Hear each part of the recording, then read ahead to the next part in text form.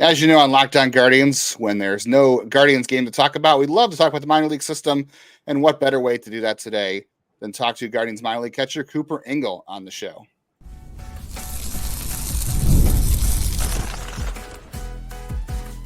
You are Locked On Guardians, your daily podcast on the Cleveland Guardians. Part of the Locked On Podcast Network, your team every day. Hello, everyone, and welcome to the show. Today's episode is brought to you by Game Time. Download the Game Time app, create an account, use the code LOCKEDONMLB for $20 off your first purchase. Terms apply.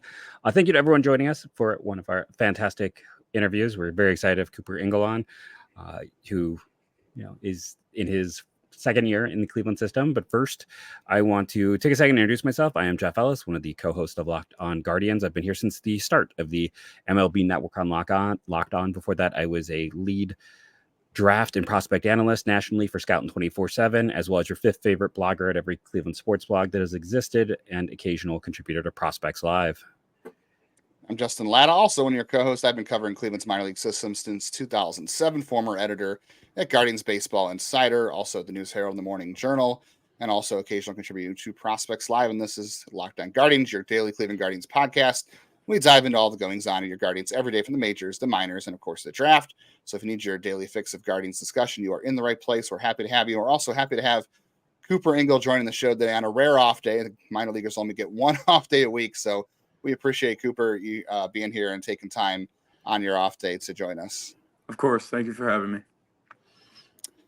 Cooper was the Guardians' fourth-round pick in 2023 out of Clemson. Off to a really great start this year, Cooper. But first, let's talk about division title in Lake County. I know you guys like to play to win. It's the minor leagues. You're all worried about getting to the major leagues, obviously, but you guys show up to the ballpark every day. You put the work in. You wanted to see results, and you want to win. So how are you guys feeling after winning a division title and clinching a playoff spot in Lake County? Yeah, it's awesome. Being able to clinch something like that with a bunch of guys that, whenever they don't make the focus about themselves, and being able to focus on the team and making each other better. It makes the winning a lot easier. But yeah, it was a really exciting moment for all of us, and just excited to continue doing it. And while you guys obviously working on individual stuff to try to get to the majors and get better, what does that do though for just your development to be able to go to the ballpark and play on a team that's winning and be able to see what it takes to play winning baseball day in and day out? Because like I said, I mean, a lot of people may not think that there's necessarily a focus on winning the minor leagues, but what does that help you guys with in terms of being able to go to the ballpark and play winning baseball for your development? Yeah, I think that to be able to play winning baseball in general, obviously we're trying to develop at the same time. Being able to find that balance between things that you're going to need to work on and hone in certain skills that are going to help you move up levels as you go.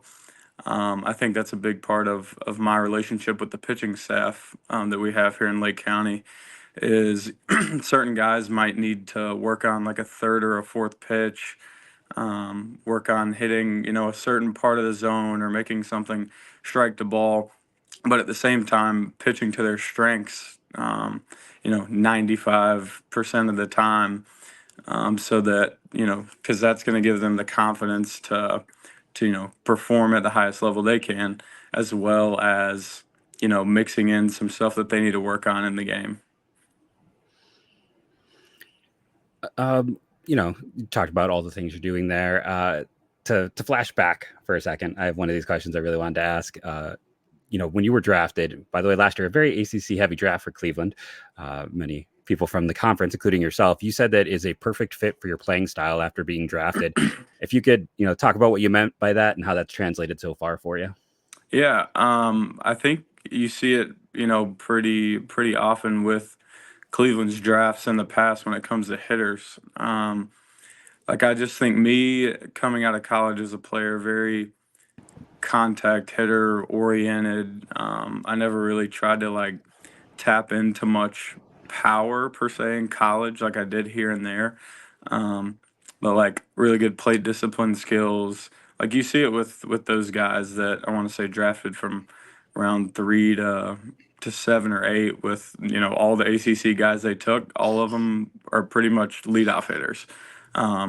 So it's a difficult skill to learn, to be able to make consistent contact each and every game, as well as having plate discipline skills.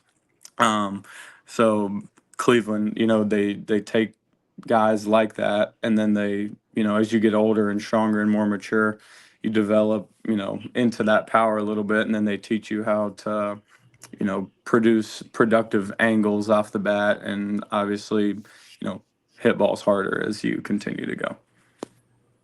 I did see you had 2 grand slams this year, or is it just the one? I was there the one night. You hit the one. I think Stephen Kwan was rehabbing that night, so you've tapped into a little bit of power already. Yeah, And yeah, 2.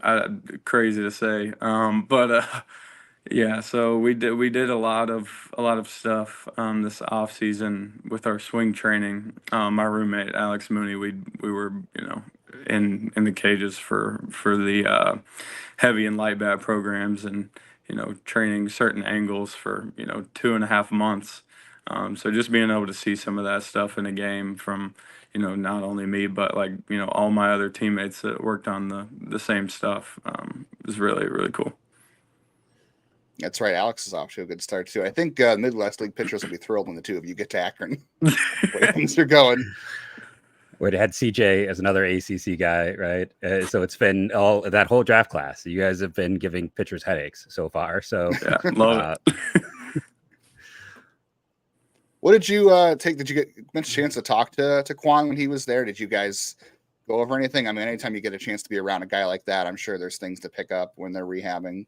Yeah, for sure. I don't know if it was so much like question based stuff. I think it was more of just like observing um, just how he goes about his business, like what he, does when he gets to the field. Like what time does he get to the field? How long does he need to prep for?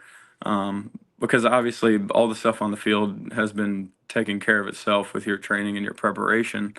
So just seeing what he does on a daily basis, and like what his weight room and training room and cage routines are, like what's stuff that he's working on, and he's playing, he's hitting 390 at the highest level there is. So I mean, just being able to not only ask questions, but just watch and observe the things that he does from day to day.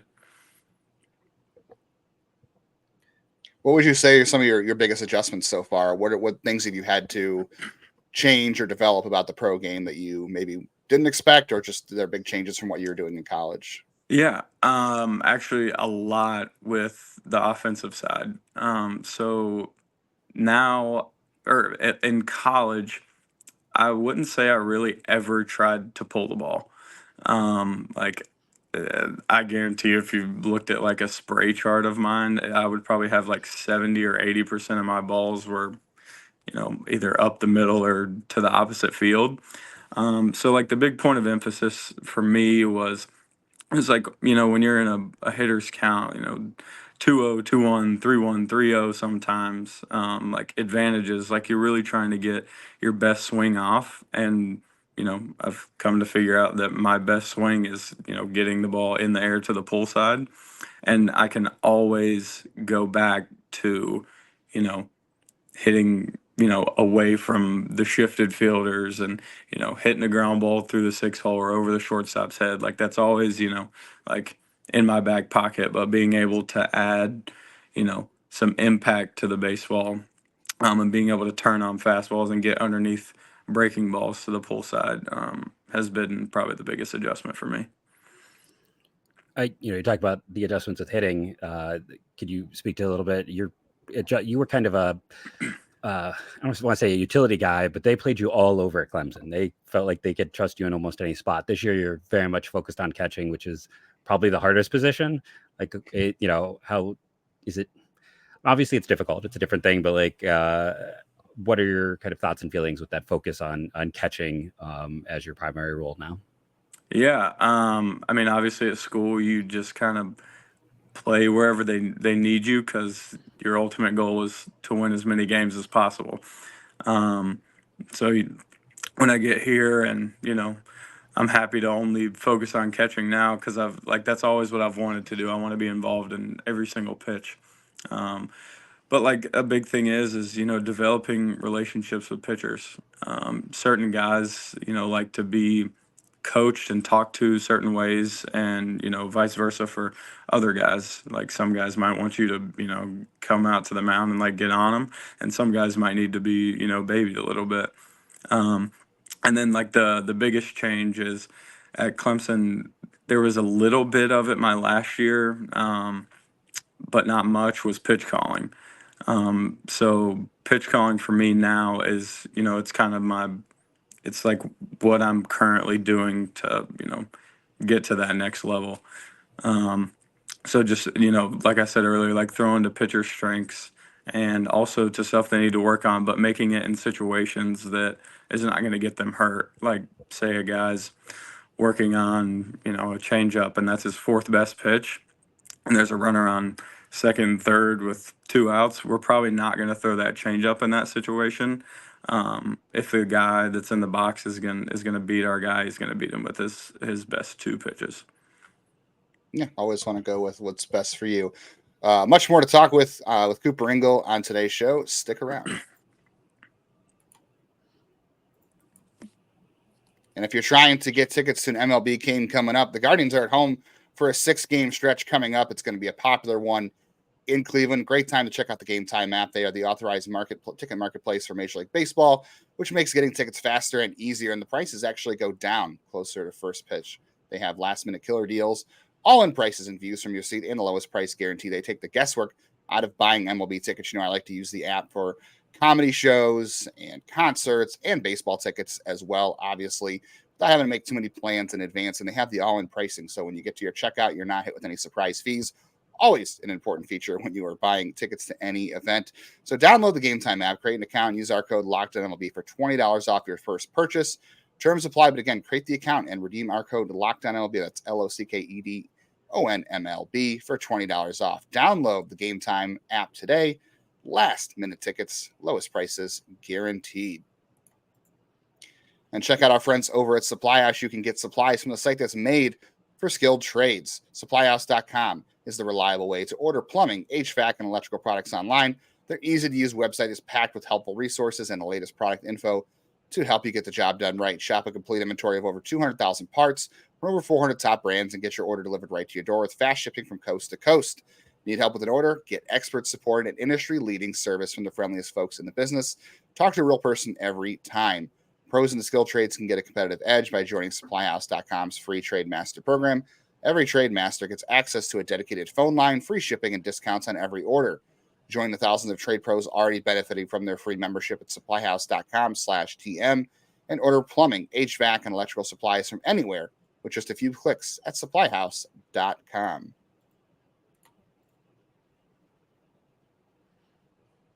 And the Guardians, of course, back in action on Tuesday. Check out all the action on your SiriusXM app. Just search Guardians to find the game as well. Cooper, you were talking before about like working with pitchers. What's the hardest skill to kind of like, you have to get to know pitchers on a really good basis? Maybe not just like what they do well, but maybe personality wise. Maybe that's why catchers make such good managers. But what's the hardest thing to do when you're working with a guy like a pitcher? And, you're trying to get him through an outing. He's trying to work on, certain things like you said, but is it just trying to be like sometimes like a therapist or something back there, like working with a pitcher and trying to get the best stuff out of him, help him get through his game plan that day, but also kind of perform? I'd imagine that's even harder at the minor league level when you're not necessarily being coached to call a certain pitch when a guy needs to work on something. But what's the hardest skill personality wise to being a catcher? I mean, yeah, no, you kind of hit it right on. Like certain guys tick certain ways. So like being able to kind of get a feel for that away from the field. So that's why it's more important to hang out with the guys off the field, in my opinion, than just like picking their brains on the field. Because when you're off the field, you see like who they really are. You get to see what they like to do on a daily basis, like what makes them happy, what makes them upset. So being able to kind of use that prior knowledge and bring it to the field. And then the second thing I'd say is with, our other guys like Tincher and Fascia, they might know a guy a little better than I do. So of course I'm going to ask them as many questions as I can. Like, how do I get this guy to, be in the right mindset to succeed if I'm back there and you're not catching him? I was going through, and you're someone who has played in the Cape Cod League. And we know Cleveland has a long history of, it feels like almost every college player they've had has found some level of success there. And Cleveland has the top overall pick this year, so we spent a lot of time talking about players in the Cape Cod League. Can you just talk about your own experiences with that particular league and why it is, for some of our listeners who don't quite understand, why it is such an important league, why it should be something that doesn't get ignored? Yeah, the Cape was a really good experience for me. I got to go for after my sophomore year. I went to Chatham. And I went with one of my teammates from Clemson, Caden Grice, and I had a lot of guys that new guys that I got to meet. And I just think it's a prime spot that scouts have always gone to, and it's the best of the best guys in college. And then you get some of those guys that go to the Cape and then go to USA, but that you want to go to the best summer league. The Cape Cod is it's where it is. There's your first real taste of like all pitchers there, legit arms, like all hitters. They're not easy outs. They're bringing some sort of tool that's going to help them succeed in professional baseball. Is that where you kind of got the first contact with Cleveland or pro teams? Obviously, you had a really great sophomore year and a great draft year, but where did you first get the contact with teams? Was it out in the Cape or was it at Clemson? And how soon did you know the Guardians were going to be the most serious team? Yeah, maybe a little bit after my sophomore year. Probably towards the end of the summer, might have had some of those conversations with teams. And then towards the end of day one, I was talking to Kuva, and he was like, "Dude, I'm doing my best," and I was like, "I know, I've seen how you guys draft. I don't know. I got a feeling." He was like, I think you're in the running there." I said that would be great if we could get something figured out. Especially since you're one of my boys. So like, it was a good day on draft day though. Where were you? What was that feeling like? If you can, I know we're so close to draft now, so people always want to know like what that moment is finally like. Yeah, I was in Clemson actually at a lake house that my parents have rented. So Caden Grice, who I said was with me on the Cape, he got drafted the day before to the Diamondbacks. So he was happy for me, but like he wanted me to be his teammate in Arizona. But yeah, that moment just with me and my family there, it was honestly more exciting for me to see the reaction of my parents because of what all work and everything that they've put into take me to travel tournaments and pay for hotels and flights and everything since most of us since we were 8 to 10 years old playing travel ball. But yeah, it was an awesome moment that I'll never forget. Are you still like in contact with any of your other teammates, discussing like looking forward to how they do this year? Yeah, like teammates from Clemson. From Clemson, yeah. Yeah, I mean, I play MLB The Show with Caden every single day, and some of the other guys. And then Blake Wright is one of my best friends there, and he had an outstanding year this year. Hit over 20 home runs, and he went back for his senior year. So I was really just pumped for him. But yeah, just being able to stay connected with those guys because playing in the same locker room in college, your only mindset is winning, not player development like pro ball. So we were very close as a team. Well, if the Guardians had to pick 1 year later, they could have gone with Cam Canarella. He's in the one-run running for next year. So just caught it the wrong year for another Clemson guy. But there's a couple other guys in the system. You got pitcher Davis at Sharp. AA. Yeah, Davis Davis Sharp. is there. You guys crossed over at Clemson, right? Yeah, he was Briefly? a junior when I was a freshman, and he was my locker buddy. Oh, cool. Well, might not be too far off from catching him up at AA sometime soon. I know you guys probably don't like to think about that. You have to go to the park and just worry about each day. But I mean, the way you're playing, I guess for the rest of us, it's probably hard not to think about the next steps for you. Right. Yeah, I mean, it's obviously something that you can't help but think about, but it's not something that like you put a point of emphasis on. Like your goal is just to go and play your best brand of baseball, as well as work on the things that the organization thinks is gonna fit you best in the future. We talked about MLB The Show. We'll have to talk about that a little bit more coming up here on the rest of today's Locked On Guardians.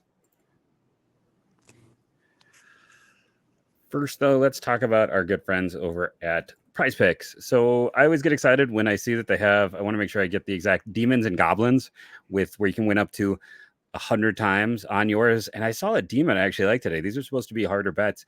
Max Fried, 18.5 pitching outs versus Detroit. We know Detroit is struggling this year. Fried's had quite a few games where he went deep. So that's a first time all year. I looked at something like, wow, that is a demon I would recommend. Other fun ones, Sonny Gray, 6.5 versus Miami in terms of pitcher strikeouts. He's averaging over 11 strikeouts per 9. And listen, we know how Miami is playing this year. Those stood out. And I also kind of like Paul Skeens at 8 pitcher strikeouts versus Cincinnati. I'm not sure if he is human, robot, or alien, but he has been phenomenal in the early going this year. Head to prizepicks.com, download the app, or go to the website. Use the promo code LOCKEDONMLB, all lowercase, all one word. That's LOCKEDONMLB for a first deposit match up to $100. Again, LOCKEDONMLB is the code for a first deposit match up to $100. Pick more, pick less. It's that easy.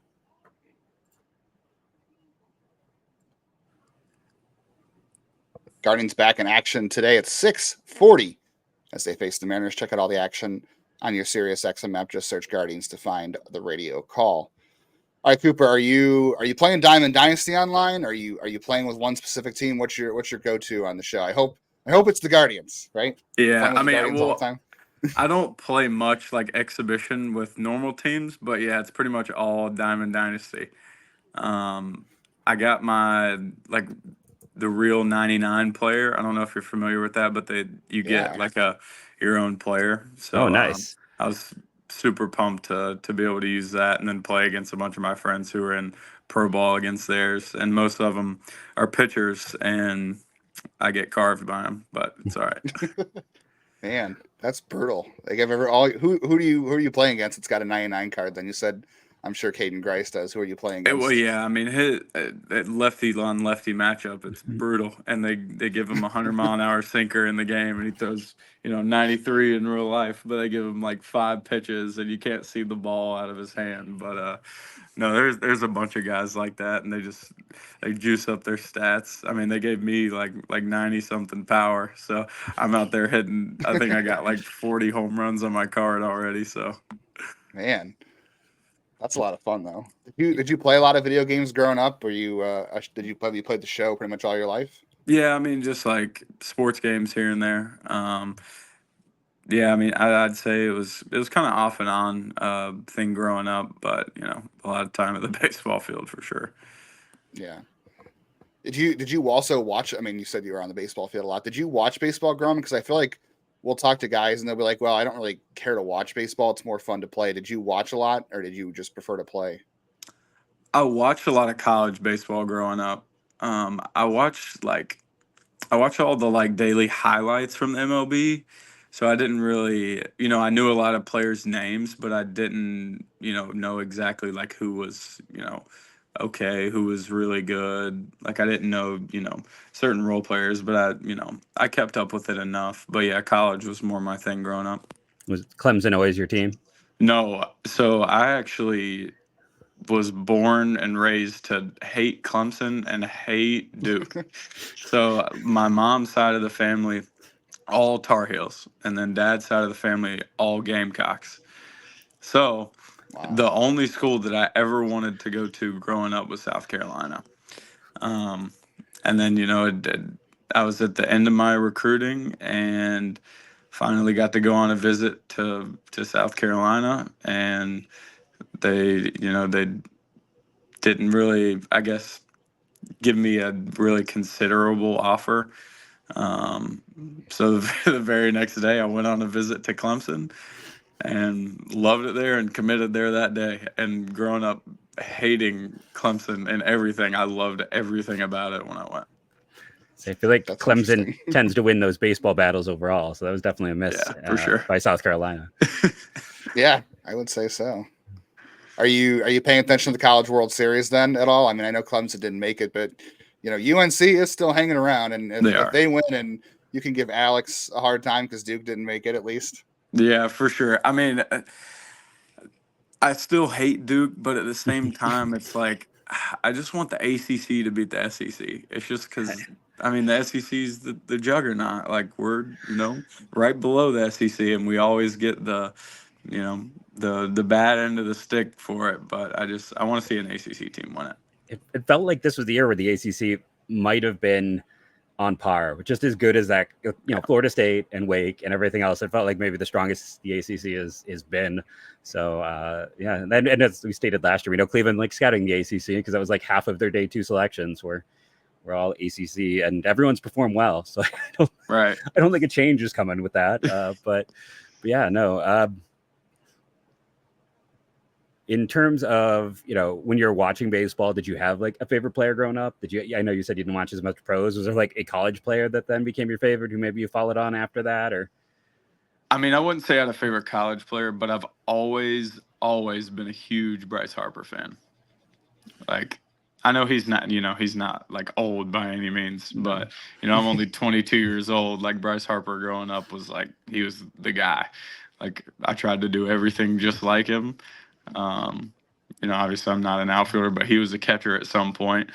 But yeah, just like being a left-handed hitter, I would always, I've probably watched Bryce Harper highlights a million times on YouTube. So you guys have Not a like bad one. flipped it. Like you were, outfielder and catcher, and he was catcher to outfield. So that is he was a phenom. When they throw around the word generational talent, but he was one of those guys where I don't honestly remember a high school kid with that high of a grade in the 10, 15 years I've been doing this. So he's a special player. For sure. He's a lot of fun to watch, and he plays with a lot of emotion, which I think is also underrated now. Like I think you guys want to have fun out there and be able to show you're having a good time and you care during the game. Yeah, for sure. I agree. What other catchers have you watched? Like obviously you like Bryce Harper, but like just when you're going out there and trying to perfect your game, is there anybody you watch? Obviously the system's got a bunch of, you got your manager right now is a former pro catcher. Vote's a former pro catcher. You got a bunch of guys, Sandy Alomar, Luke Carlin, a bunch of good coaches in the system. What have you learned from them, and what other catchers do you like to watch to like try to learn things from? Yeah, Luke's been a really big mentor for me. But we I obviously like to watch Hedges a lot because he's there to catch certain guys, and he does it at such a high level that he's going to be able to stick around for forever. And he just knows his way inside and out of the locker room and a pitching staff. And there's no one that doesn't like to throw to a guy like that because he knows the pitchers better than they know themselves. And then obviously you see with Bo this year, like his receiving numbers and blocking numbers have taken a huge jump. So obviously like watching, the two top guys in our organization, seeing how they do things, and the jumps that, you've seen Bo make and Hedgie, has always been phenomenal at it. I think me and Luke talk about Trevino a lot. Because he was, I want to say, was it the Platinum Glove winner last year or something like that? But he's an exceptional receiver. So just being able to watch, those three guys for the most part to, kind of incorporate that, throughout the week, and just, taking a little bit from each guy, I think is going to help me. Very quickly, we got to ask about you talked about how you didn't grow up a Clemson fan, you didn't grow up a fan of Duke, but you also were born in North Carolina, and you're a Minnesota Vikings fan. How did that happen? Yeah, I mean, I don't know. I guess I was maybe 6, 7 years old, and I liked the purple and yellow, and I saw Adrian Peterson on the screen all the time, and loved watching Adrian Peterson run for 200 yards a game, I guess, at that age. But no, I just kind of took it and ran with it, and still don't have that Super Bowl under our belt, but I'm not looking up to switch up my team anytime soon. Yeah, that's fair. It's fair. I'm not a big JJ McCarthy guy myself because I'm an Ohio State fan, but I got to give him respect. They beat Ohio State all the years with them, so it seems like that'll be an interesting pick for them. And then we got a few minutes left. You were talking about, you like Bryce Harper. What about pitchers? Let's fast forward and let's assume you're making your debut. Is there a pitcher you'd love to face in your first career at bat, or maybe one you would be like, I really don't want to face that guy?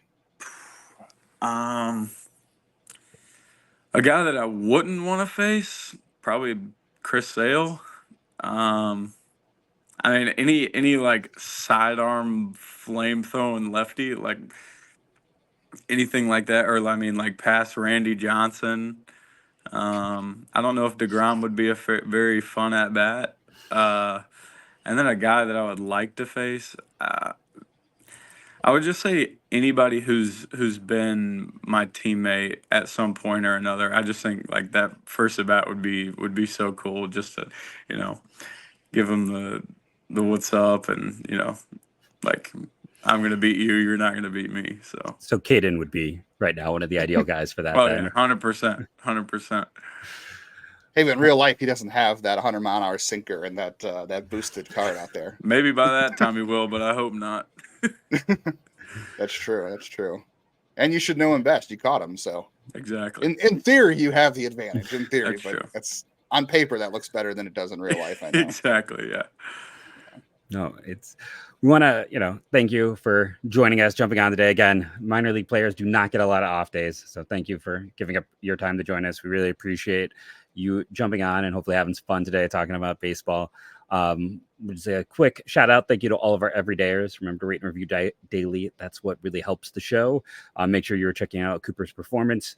And, with the rate some guys are moving in the minors, you might want to, if you have a chance to catch them in Lake County, I'm just going to say, go ahead. Check it out sooner rather than later. You don't want to miss out. So thank you all again for joining us. And again, thank you to our guest, and go Guardians, go.